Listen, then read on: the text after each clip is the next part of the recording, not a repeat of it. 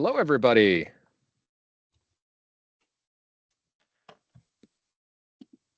Can you let me know if the audio is working? Okay, I see some nodding. Awesome. I have this meeting defaulted to attendees automatically muted, but we've got a nice intimate group here. And I see a couple of names that I don't recognize and some folks that maybe don't know the rest of the group. So I'm going to just go through and unmute everybody. You'll still be able to, you'll have control. And I wanted to go ahead and just go around the room for some quick introductions before we really dive in. So give me just a second and we'll get to it. Oops. Sorry, bear with me here. Actually, Peter and Nicole, do you want to just jump in and Sure. Yeah. So hi, Peter Sternlight. I'm with Sustainable Energy Hawaii, one of the 3 regional interest group geothermal champions, and along with Kyle and Nicole, and that's pretty much it. And I'm Nicole Outsey. I think I know most of you. Work at University of Hawaii, founded the Hawaii Groundwater and Geothermal Resources Center in 2015 and completed a statewide geothermal resource assessment in about 2020. Kyle's going to talk about this later, but just published a paper on results of drilling on Lanai Island that was 4 years in the waiting because that drilling took place in 2019. So that's one of the highlights. If anybody wants the paper, you can email me. It's copyrighted, protected right now, but I can send it to colleagues of interest. So. Awesome. Thanks, Nicole. So I'm Kyle Anderson, one of the one of the 3 rig champions, and your MC today. I'm just going to run down the list of attendees in the order I see them on my screen. Creighton Liu. Sure. Yeah, there you go. Yeah, as you said, I'm Creighton Liu, and I worked with Nicole in the past, especially when I was at, I used to be in strategy at Hawaii Electric Industries, but now I work for a small consulting and CPA firm called Spire Hawaii. Good to see Thanks, you, Creighton. Hi, Nicole. Brian. Hi everyone, I'm Brian DeSanti with the Hawaii State Energy Office, and I work on long lead renewables, such as geothermal. Awesome, thank you. Grant? Hi, I'm Grant Imamura. I'm the Director of Generation Project Development at Hawaiian Electric. Responsibilities in our area is to develop projects, to develop generation projects for all the islands. Nice to meet you all. Thanks for joining. Juliana. Hi, everyone. I'm Juliana. I'm with a firm, a nonprofit consultancy called Renew Systems, and we are working on trying to find funders and good host sites for geothermal projects. We've been just trying to learn more about what's going on in Hawaii. I'm based in Northern California, and I recently spoke to Brian and Nicole, and we're just getting a sense of the landscape there and how we might be able to help accelerate things. Sounds great. Thanks for joining. I have to apologize. Guo Xiang? That's me. Please you can call me correct Kevin. Yeah, I'm from Pittsburgh, Pennsylvania. I feel I'm a farthest one. Anyway, working on the geothermal and other renewable, also the big fan for the hydrogen as well. So really first time to meet here, so I really appreciate the opportunity, and then looking forward and then from you all. So thank you very much. Thank you. Mitch? You're still muted, Mitch.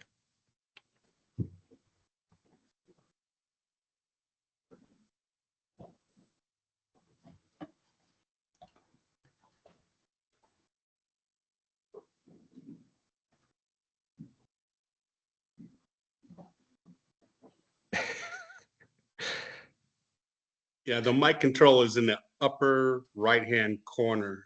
You have to unmute yourself.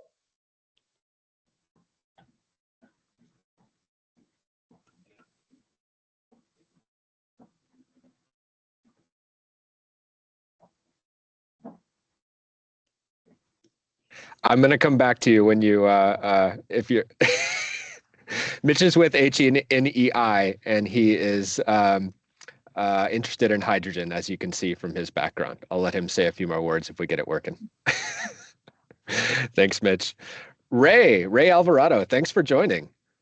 Yeah, thank you. This invite was forwarded to me by Amelia Letwin, and I just learned that there's a meeting today. I know we had that meeting yesterday for also for Geothermal Hawaii. So I'm actually Surface Geothermal SME for Green Fire Energy. That's a geothermal consultant based in SFO, San Francisco, and we're solely focused on geothermal development. Great. I'm going to come back to you later in the meeting, so be ready for me to call on you. Thanks, Ray. Okay. Riley. Oh, I may have to. There we go. Riley, I just gave you mic control if you want to say a quick intro.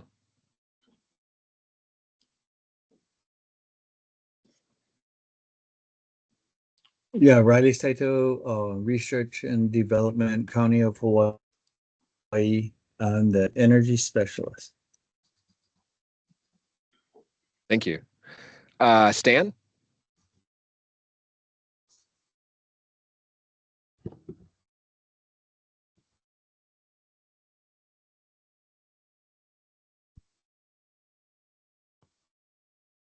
Okay, there we are.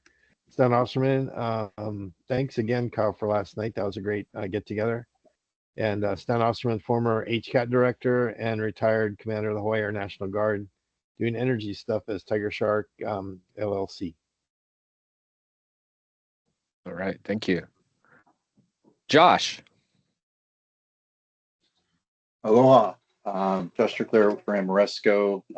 We've been doing a lot of geothermal work in the mainland, but mostly on the heat pump space. So not much for power generation, but we had a little internal call today, and the team's interested in learning more about what we can do for power generation. And I used to work for Maria Tomei, the energy office, about 15 years ago. So hi, Maria. And Maria, you're next. Hey, Josh. Hey, everybody. Maria Tomei, Hawaii State Energy Office, Managing Director of Energy Efficiency and Renewable Energy. Good to see everybody. Thanks. Thank you. Trevor. Yeah, hey everybody. Trevor Atkinson with the Idaho National Laboratory. I've had discussions with Laura and or Nicole, excuse me, in the past regarding the Lanai drilling, and my heart is in Hawaii always. I need to find a way back there, and geothermal might be it. So I'm excited to be here. Oh, excuse me, I'm a research geologist from the Idaho National Lab, involved in all things geothermal, carbon storage, and thermal energy storage using the subsurface. Thank you. Can I say something little about that too? Which is that we often think of like Hawaii, Iceland being analogs, but Hawaii and Idaho actually kind of are analogs because they're a land-based hotspot. Snake River Plain leads to Yellowstone, where the activity is now. Trevor, if I got that right. And we are an ocean island hotspot. But so if we want analog geology, we can think within the US too. And when that dawned on me, I was kind of excited to work with INL on some of our work potential out here. Awesome. Thanks, Nicole. Yep. Okay, last but not least, Vicky.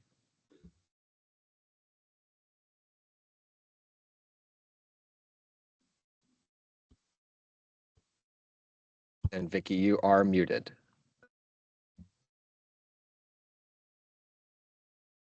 Do you see a mic control in the upper right? Oh, maybe not. Okay. Well, we're happy to have you anyway. Let's dive in. Let's dive in. So first, I want to say thank you so much for those of you that had attended our events last Friday in Hilo and last night in Chinatown. We had great turnout. I was really pleased with the variety of folks that we had there representing all the sectors, all kinds of different interests and skill sets and sort of corners of the sort of stakeholder world in geothermal. And I'm looking forward to setting up some more of those events. The next thing that we are looking forward to, we might get some things on the calendar before then, but the big thing, of course, is the October conference in Waikoloa. So I wouldn't be doing my job if I didn't encourage all of you to register if you haven't done so, and certainly to join Geothermal Rising if you haven't done so and have the means to do so. They do offer both individual and organizational, such as corporate memberships. So definitely something that's worth looking at if you want to support their mission at large. But regardless, we're happy to have you supporting the Hawaii Rig, our local mission. And yeah, so thanks for your participation. We had a really great tour of PGV before the Hilo event on Friday. We had a handful of folks, and Mike Kalikini was gracious enough to host us all and have us interrupt his operators in the control room for a couple of hours. Had some really nice discussions there. And, one takeaway that I had was I think there's definitely interest there. Ormat already does a lot, and Mike does a lot with community outreach and speaking at various events and hosting people in his plan and showing them that it's not a scary technology, it's not a dangerous or messy thing. It's a tidy little plant tucked away in Puna, and there's interest, I think, in doing more of that. So it's definitely something that I want to keep in the discussion. That plant is currently the one and only here, and I want to really promote that and utilize that presence as much as we can. Interestingly, the Temple Bar staff in Hilo were also really, really enthusiastic when they found out what our organization is all about and what we were supporting. So, takeaway for me, you never know where the support is going to come from. There are a lot of folks within the state that are really excited about the possibilities that geothermal holds. So, really glad to see that. I wanted to kind of kick off with an update from Nicole, if you would, regarding the paper that you recently got published. And maybe if you want to say a few words about planning activities for test well drilling in the coming months or year. Sure. So I already mentioned the paper. It is paper 5 in a series of results of what's called the Hawaii Play Fairway Project. Play Fairway comes from oil and gas, but it basically is looking for areas of interest within a broader area. So the play is within a fairway, and my team decided to look at the entire state of Hawaii as our fairway, and then we've highlighted plays within the fairway on every island in the state. Phase 3, that was a 3-phase project. Our team was one of 5 that made it to the final phase where we had to drill. And if you've heard me talk, you've heard me mention the drilling on the Lanai, but what UH can do is drill very small diameter swim holes. We were funding limited here, so we didn't start where we wanted to. We deepened an existing water well that was not in use on the island. We got to about 3,500 feet, and we measured a temperature gradient that was twice the background measured outside of a resource area near Hilo Airport. There was 42 degrees Celsius per kilometer, max bottom hole temperature of 66 Celsius or 150 Fahrenheit, which I like to point out is warm. But we didn't really prove the existence of a resource. So it would be fun to drill another well on that island, not funding limited, to see what temperatures we actually find in our region of highest interest on the island. So that's now all published. And again, delays due to COVID, and actually Eric Haskins, who some of you might know, did a detailed core analysis. So we actually pull the rock out of the ground and study it, and that studying takes a long time because it's a lot of core. And so Eric recently completed that, and that went through the review process very quickly. So happy to talk to anybody about any of those papers. The 1 through 4 are accessible or downloadable from the HGGRC website, and 5 still is under some copyright restrictions, but I can forward it to you. Period on the paper. Any questions? Feel free to reach me out offline. I mean, and then otherwise, so yeah, you may or may not be aware that I'm working with UH and HSEO are working together. So HSEO got funding from Governor, which HSEO provided to UH to drill a subsurface characterization well. We learn a lot when we drill one of these wells about the groundwater, and we measure the temperature and the quality of the groundwater. So we are basically in the process of choosing where exactly we'll drill this well. I'm gonna subaward a consultant group, and trying to get that paperwork through is where we're at with that project. And as things come together, I'm glad to give some more updates, but we're still sort of very much in the planning phase. Awesome. So Nicole, what's the thermal gradient that you found on the Lanai drilling that you mentioned? It was 42 degrees, I think I get this right, Celsius per kilometer. 42 degrees Celsius per kilometer, okay. And there's, go ahead, sorry. Are there also existing like wells in the other islands, or, you know, Slim Hole that you mentioned? Or, yeah, or not yet? Glad to give you in Greenfire a talk at some point, Ray. Hawaii suffers from a dearth of deep wells, and our geothermal resource we think is deep based on even wells drilled in Kilaue's East Drift Zone, which is where PGV is. So they produce from below 2 kilometers. That's where their geothermal resource is. And this Lanai well is now the deepest well off of Big Island. There's been 3 other deep wells drilled on Big Island outside of Kilaue's East Drift Zone. So that's the most active volcano, one of which had a more interesting temperature gradient than we measured on Lanai. The other 2, which didn't have interesting temperature gradients at all, and the one kind of near the ocean was 18 degrees Celsius per kilometer, which we take to be background in the state outside of the magmatic area. Okay, I see. What was there other, like, you know, was there other interests on the other islands? You know, like Maui or? Yeah, well, I'm trying to get the message out that we think that there might be resources statewide, and you know, my resource assessment built on one that was published in 1985. But my dream is to get 20 million or 10 to 20 million dollars a year for 10 years to drill some wells to start to answer these questions. We just the groundwater and physical data that we've analyzed so far, my group has analyzed, shows that there's potential. But we really don't know yet. Sure. Okay. Thank you. Sure.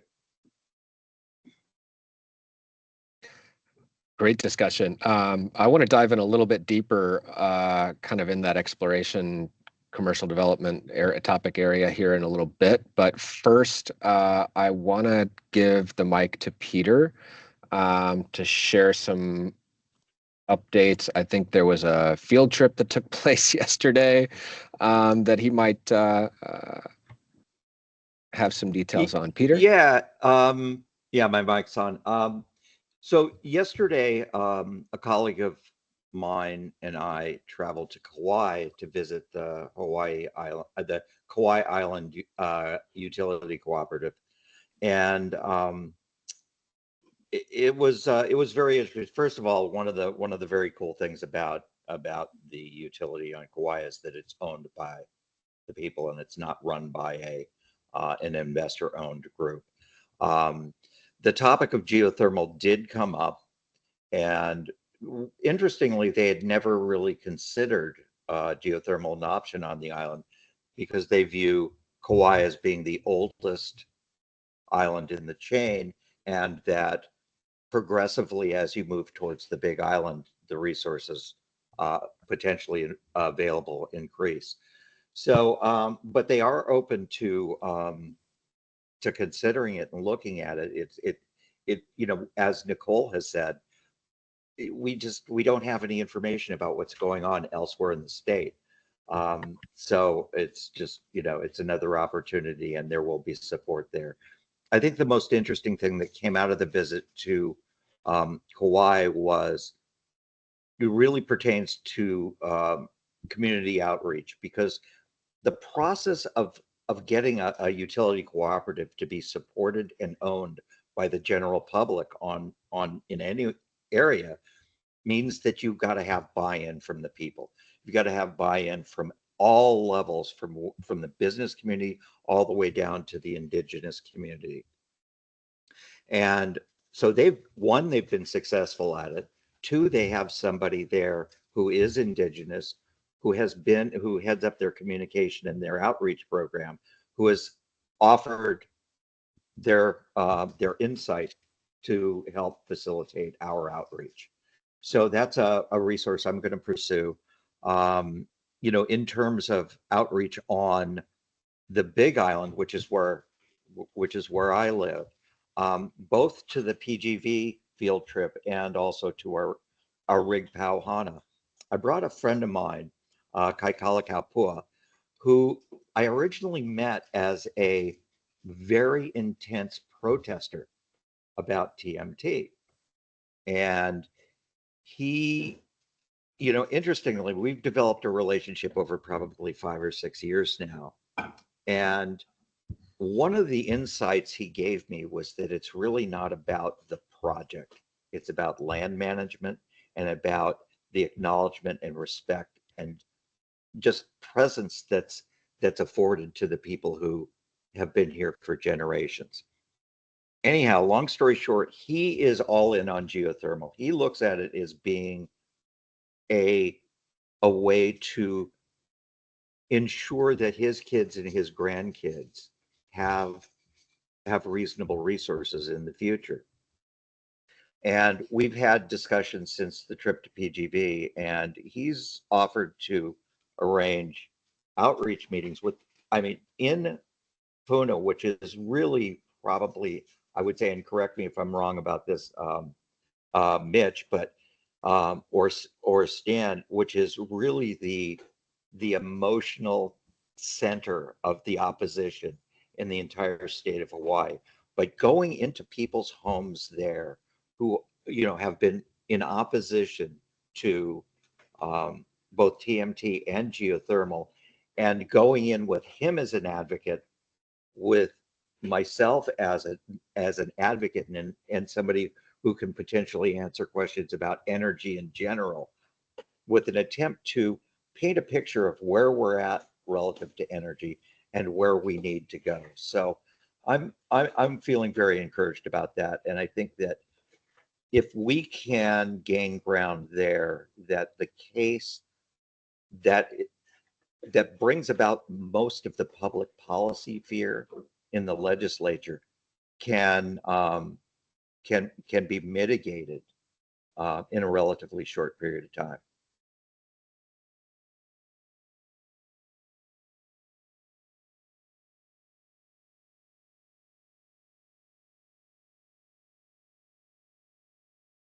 Yeah, agree. Thanks, Peter, for that. Sure. I wanted to also ask you if you had an update. Actually, Stan, go ahead. I just wanted to chime in on Peter's comments. If you were attending yesterday's Renew Rebuild Hawaii, was a Green Fire event. I've been working with Renew Rebuild Hawaii, and I'm on the board with Peter on Sustainable Energy Hawaii. Over the last 2 or 3 years, the climate, anti-geothermal climate, has really tampered down and become a lot more accepted. And as Peter mentioned, the legislature hasn't caught that hint yet, but even folks like Milani Trask, who was vehemently opposed to the point of risking going to jail for opposition to the geothermal project, she is now on board. I don't want to speak for her, but but a lot of it gets back to what Peter said in terms of community and community engagement and community involvement and community listening. I think there's a lot of headway that's been done on that, and we need to make sure that's enhanced and continues. And really shows the local community, because there is no Hawaiian community. There's a community full of all different kind of people that include Hawaiians, and they all need to be engaged. There's all kind of stakeholders in there that need to be talked to and reassured, and informed, because as we all know, technology changes at the speed of heat, and things that were around 20 years ago that were a problem are no longer a problem in many cases. In fact, there's modifications to technology or systems that have been vastly improved in geothermal over the last 15 or 20 years. So we need to make sure that the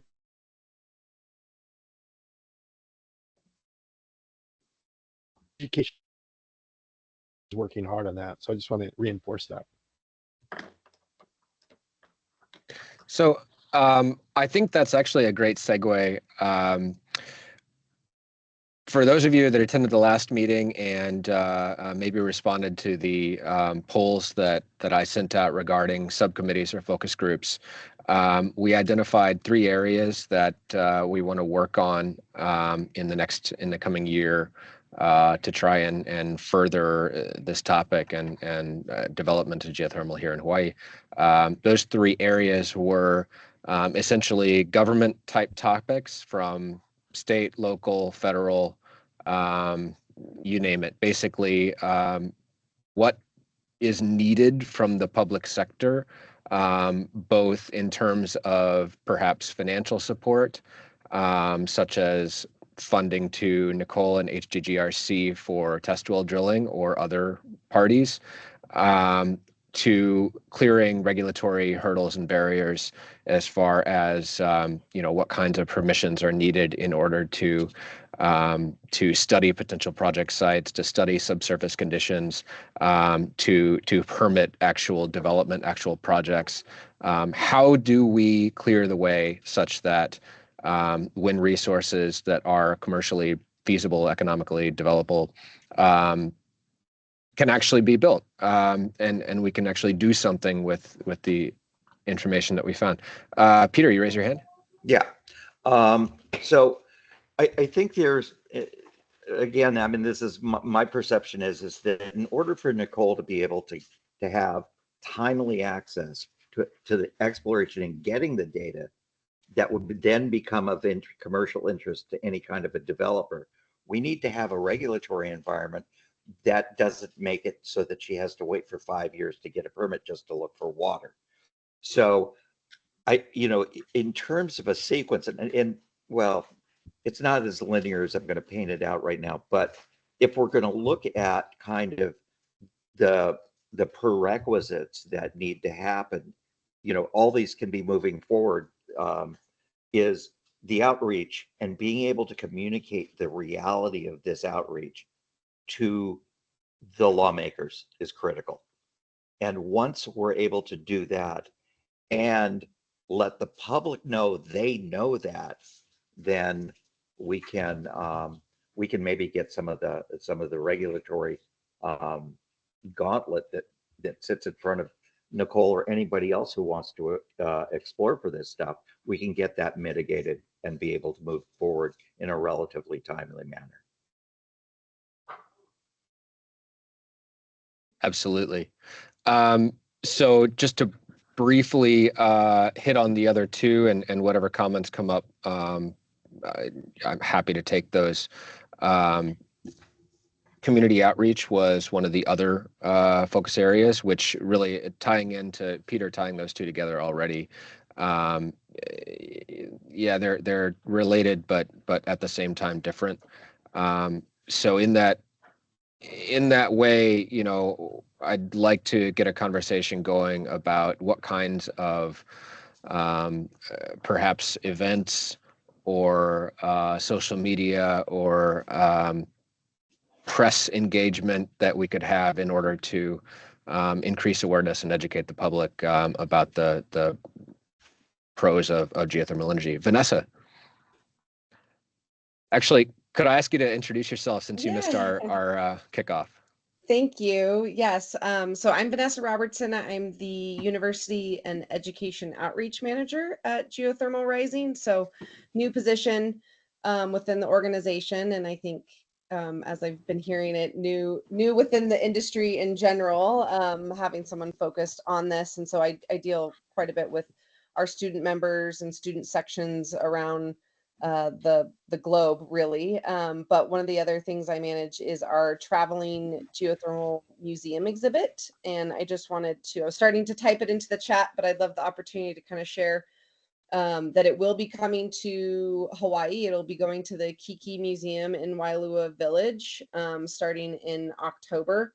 I'm finalizing the shipping from Imperial Valley Desert Museum to Hawaii. And so it'll be there for 4 to 6 months. And whether it just stays at that museum or we find another location that we can maybe move it to, maybe down in Hilo or somewhere else. But I think there's an opportunity once it's there to do some additional events, outreach events around it. The video display will be translated into Native Hawaiian as well as the English. Usually it's English and Spanish, so we've gone that kind of step to at least translate that video. We can't translate the entire museum exhibit just from a graphic standpoint of it, but I think there's an option there, and I'd love to, support in any way we can, whether it's getting students, to that museum or other community outreach groups, because it is a nice, for those of you, I can send some stuff in the link,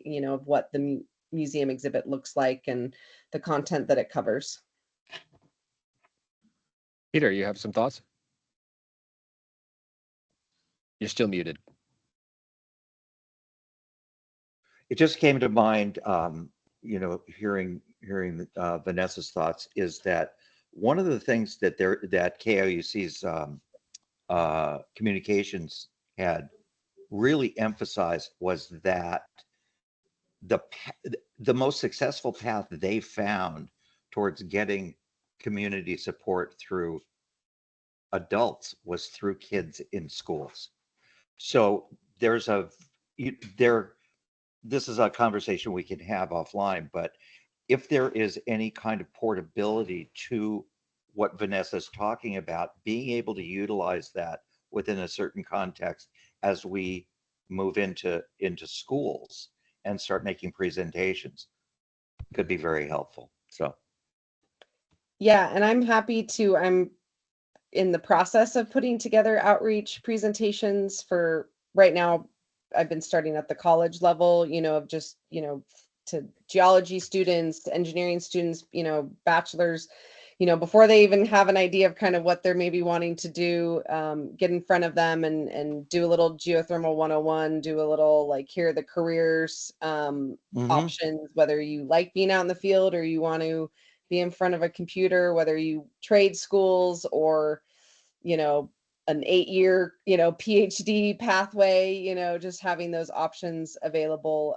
But the middle school, high school realm is a very important area. And previously, before Geothermal Rising, I ran my own educational environmental nonprofit, and we worked in the 4th through 12th grade space. And we actually have a geothermal engagement lesson, which it's hard to do, how do you do hands-on geothermal safely, with students? So I have some of those resources available. First, lava is hot. Yes, so once we get that, usually would have a lava lamp as a phenomenal engagement activity of just staring at the lava lamp. Yeah, one of the things that has come to mind is that before I'm comfortable really getting into discussing the details of any energy generation technology, understanding what energy is, the role that it plays in your life, where it comes from, what the difference between electricity and transportation fuel and food, because that's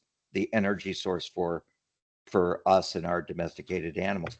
That's setting the foundation for what it is and the fact that it is everything we know in life.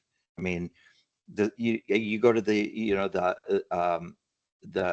Department of Energy website, and when they define energy as the ability to do work, it's really simple.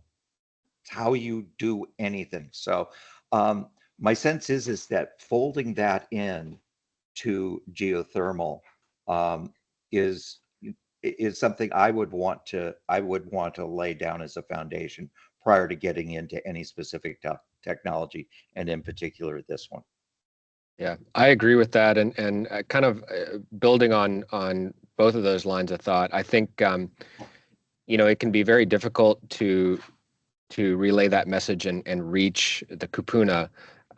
Once folks get to a certain age, I think their opinions become more emotional than rational, and it's not really going to matter so much if you can explain technically, for example, that fertilizer is made from oil or any of these other sort of energy topics. But if you can reach out, in those formative years, and especially, in high school when kids are thinking about, what career track they might follow, what degree track they might follow, and then definitely within post-secondary education, that's the best time to really shape those opinions moving forward, and those are the Yeah, people that are going to be I think contributing. planting those seeds even in middle school can be very, very helpful, because what happens is they're still at a point where they can be inspired, and they'll go home and they'll talk to their parents. So sending them home, oh look, I found a stray dog and his name's called geothermal energy. Okay. So yeah, so I think even getting into it prior to high school can be very, very beneficial. And, again, on the inspirational side, but also in the arena of being able to at least open the eyes and ears of their parents. So let's think about some ways that we can get in front of some the kids of all the ages. Vanessa's highlighting the 5th and 6th grade as a sweet spot. I think all of these ranges we need some outreach programs. UH might be the easiest one with some of the folks we have in the group that are associated with that organization. But we need to talk about how we can get down into the primary and secondary schools, right? Stan, you had your hand raised first, I think. Yeah, I wanted to congratulate Vanessa on having Hawaiian translation into the system. At least for the video. I think that's huge. Not so much for the value of having people listen in Hawaiian, but for the message that it sends, that your motives are not your own motives to capitalize off of some public utility, and the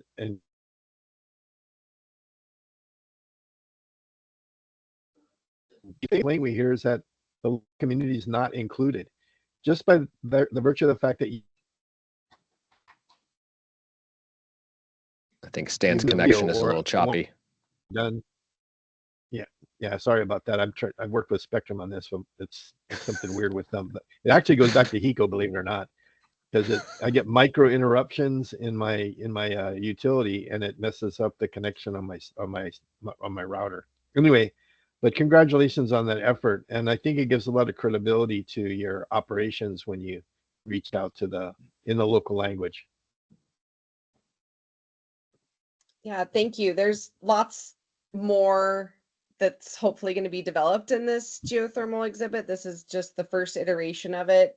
Future plans are going to have additional case studies and more community outreach, more of what's happening on different, tribal lands, having some good examples of what's going on in different parts of the country and the world, as far as community outreach and education. So thank you. It's a work in progress. So any input and ideas, I'll take it. And I'm just going to put my email in here. I'm, again, new to this. I hope to attend some of these more and hopefully see most of you in Hawaii in October. But if anyone has connections to some middle schools, I'm happy to, carve out some time. Hopefully Vicky will let me steal away from some conference duties and maybe present, to some classrooms while I'm there, creating resources that can be packaged for all of you to be able to go out and go into classrooms. That's kind of the type of stuff I'm working on. So love to hear your ideas and support. Thank you. Ray, you've had your hand up for a minute. Yeah, I just want to add, there was a kid's book that was published, and it was shown, I guess, in our last year's, geothermal rising. I think it came from one of the members from Baseload Capital. I think she published that, but it's more of like the lower grade sort of elementary school kids, and it's basically about geothermal, and that could be one, like one resource that Vanessa might consider. I love that. Is there a simple way to sort of, donate these books to school libraries so that it's at least sitting on the shelf? There might be. I don't know the details about that. I think there's two ladies there that are like members of geothermal rising. I think they came from Sweden or Norway. Yeah, and I've seen the book. Actually, I bought one, or I think it was, yeah, that's the one. Yeah, so that might help. So just want to mention that. Can I add one more thing, Kyle? Yeah. If Vanessa would like to send that material, a video or whatever, out for us to review, Peter and I have some good contacts in the Olelo community that can sit there and listen to and make sure it makes sense and it's using good Hawaiian, so that when it hits here, it gets good reception and that isn't criticized on its own. Yeah. Also, I just got a text from Mitch. It seems that he's still, when he came in, he was automatically muted, and I think that was also the situation with Maria. So it may be something that you need to do. Kyle. Yeah, I see that. I missed them or they reverted to muted. I think they came in after you had, anyhow. So. Yep. Sorry about that. And if somebody's unable to speak and wants to, you can also stick something in the chat and I'll check. I got it now. Oh, hey, Mitch. It just came on. Thanks, Peter. Sure. Excellent. So we're getting close to time here. I wanted to touch briefly on the topic of commercial development. So I think the consensus, the understanding is that we're a bit a ways from further commercial development here. It's possible on the Big Island, as Nicole was saying, there have been, some exploration there, some test wells, resources identified, locations identified, some more study necessary. But I mean, obviously we've got an operating plant there. It's been there 30 years. But the need is maybe elsewhere. And how do we pave the way for that development to take place? Well, I think, speaking myself as a member of private industry, I think it's very unlikely that too many companies would be interested in doing that exploration themselves, not knowing what the results may be, how deep they would have to drill, what the costs would be, and the potential returns, right? It's a very difficult business case to make. Not impossible, but I actually wanted to ask Ray if you would say a few words about that, and maybe you could offer some insights as to what it would take to entice a company like yours or similar to come in and do some exploration and maybe development here in Hawaii. Sure.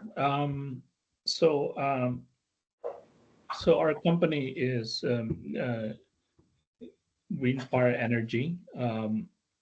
We're basically a geothermal consulting company, firm that is based in San Francisco. And the way we look at projects in the business would be, it's half engineering and theory, and also the other half would basically execution based. So we have several ongoing projects basically globally. And we have this unique technology where we utilize existing wells. This is a closed loop system. And so I was thinking that this might be more acceptable in Hawaii, you know, culturally and socially, because we're not extracting mass, we're just extracting heat. There's a secondary loop where we actually have our own working fluid. So we're not taking the geofluids from the reservoir itself. And that also helps with pressure maintenance of the reservoir. And we have an ongoing project in the Philippines right now. We're looking at Indonesia, several operators in Indonesia, also in Japan, New Zealand too, and also in the geysers in Northern California. It's an ongoing project. There's 2 in Southern California and other parts of the world, up to small islands like like the Azores.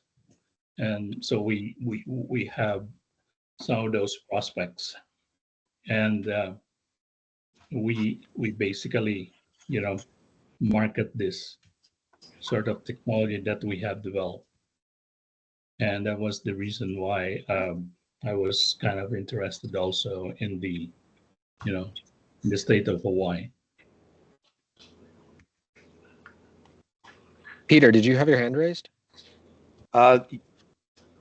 Yeah, I did, but that was let me take it down. I already covered what I wanted. Oh, okay. To cover. Thanks. I saw a message in the QA. Vicky doesn't have access to the chat. I don't know if this is a problem on my end or your end, but I don't know if anybody else is experiencing limited functionality there. Okay. I am too. So you are, yeah. I'm considering moving this to a different platform, like Zoom, for example, but I see some support for that idea. Stay tuned on that. So I do want to schedule another meeting here before too long, probably for middle of September, to really deepen the conversation around these focus areas and set out some concrete goals for the year and some role assignments for getting us towards those goals.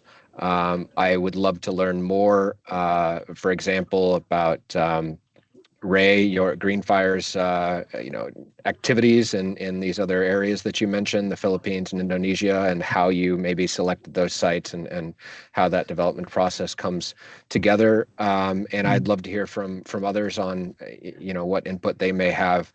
For example, Josh, to put you on the spot, how would Amoresco go about, eliminating or selecting potential project locations and evaluating the economics of each and so forth. And we had a great discussion here about the education points, and I think I'd love to see some of that continue offline within the Google group. As far as identifying literature that can be distributed, finding ways to reach out to educators and administrators who can help us to get these materials in the classroom or in the library, and that sort of thing. And then, of course, back to the government topic, again, I'd love to hear from really anybody, but also folks in the commercial space, the developer space. What barriers do you see that we can work on getting lifted in time for making some progress once we get some data and some successful slim hole test wells drilled here in the near future. So we're almost up to time. Let me say once more, I'd really love to see some discussion in the Google group thread. For those of you who don't know, that email system is not meant to be a one-way communication. Peter and Nicole and I use it to make announcements, but anybody on that list is feel free to just, if you put the Hawaii rig address in the to box, it goes out to everybody, and put something in the subject line and start a conversation. And please, everyone feel free to chime in. I think we're never going to get anywhere if we're just sitting and talking once a month or even twice a month. It's great to get together and hear folks bounce ideas off each other and just make some connections. But we need to get down to brass tacks and set some real goals. Riley, please jump in. So Ray, you described, the process of utilizing the heat, pretty much closed system and all of that. And I understand, PVG, the ORMAT technology works the same way. But yet, from when talking to various people who are not necessarily interested in geothermal other than it being a bad word, the perception is that you take like a big hose of water and you throw it down a hole, it hits hot material, it steams up, it explodes and other things, and you capture the steam and you use that heat to run a steam turbine. That is the perception. So in many ways, that's where the protest comes in. And you're like fracking, you're like this, you're like that. And so my question to those here is there any truth that there is geothermal technology that produces or extracts energy that actually does take a big hose and shoot water down a hole and explodes and steams and you capture that heat? Is that true? Or was that true in the past? And I could explain it a bit in the what we call the conventional geothermal way, which the first or second generation geothermal plants were built based on steam flash. So that means Ray, the answer is yes, that is true. There is a different technology platform in geothermal in which basically you threw something to get hot and it's steamed up and whatever. Yeah, but therefore, it doesn't really explode like you right, mentioned. But that perception is based on what the Model T car used to be, and we're a lot different. Okay, so the way you have yellow, purple, green, orange, hydrogen, I suggest we start messaging a green geothermal versus a purple geothermal versus a brown geothermal. And so then you can actually have separation of technology and have the opportunity to explain a closed loop system versus approaching a conversation with someone and they're planted in the black geothermal and you're coming with the green geothermal. Your worlds apart already before you even start the discussion.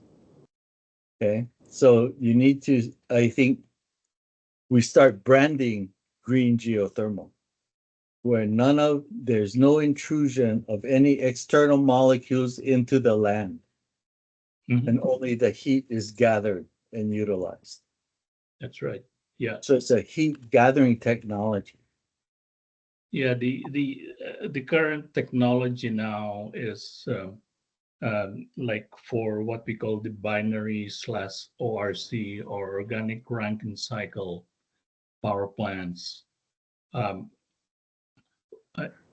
In theory, we do not extract any mass. We basically just extract the heat and return it to the ground. I know in drilling the actual access, there's extraction of mass and there's a use of water for extraction.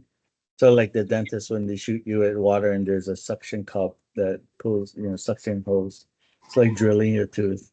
Yeah. And that happens. But once it is the pathway for the enclosed system is in place, there are multiple redundant backups to ensure that what is being used to be heated, that whatever liquid is being heated is not leached or allowed to escape into the environment. And That's so right. there should be different classes of geothermal to start the conversation about geothermal, assuming a certain class of geothermal. Correct. Yes, you But are quite right on that. Like the first, second generation geothermal technologies were actually a bit wasteful. And so the people I talk to are correct. From where they stand, where they see the world, they are correct in speaking to and about geothermal. yeah, but the Puna power plant itself, that's actually a binary slash ORC plant. So in theory, like the PGB plant basically does not extract mass from the reservoir. Correct. Correct. And The once I explain that, they're like, "Oh my gosh, I never realized that." the Uh, I and think so that's yeah, where we need to differentiate and categorize geothermal, because it's not all the same. And Riley, that could just be a drill the hole versus operational system too. Right. Right. Peter, you're still muted. So we're going So- green geothermal.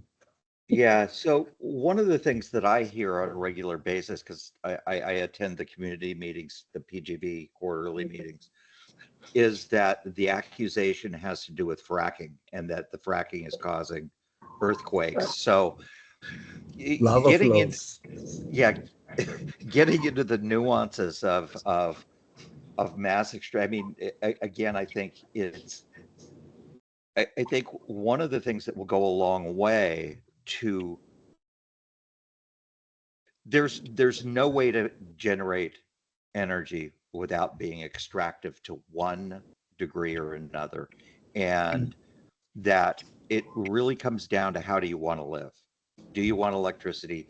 What's the odds of being able to maintain these the other ways that we've been getting it over a long period of time? Geothermal is one of those options that is indigenous to our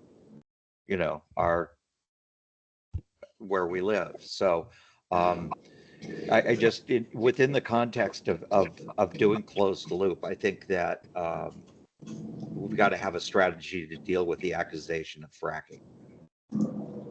Mhm.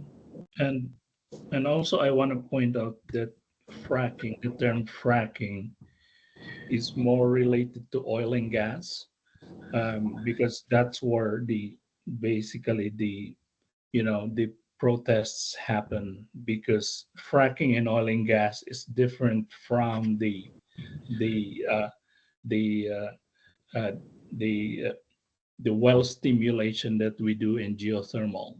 Say, for example, in geothermal, we just had to inject cold water to basically crack the rocks in there. So it's basically pure water. While in oil and gas, there's a bit of chemicals that is used there. So I have the sense that there's a number of these sort of common myths about modern geothermal systems that could be addressed with kind of like a fact sheet that you could distribute. Yeah, and I would guess that something like that exists that maybe GR has produced at some point. yeah, But we should look into that. I think we need to develop a yes.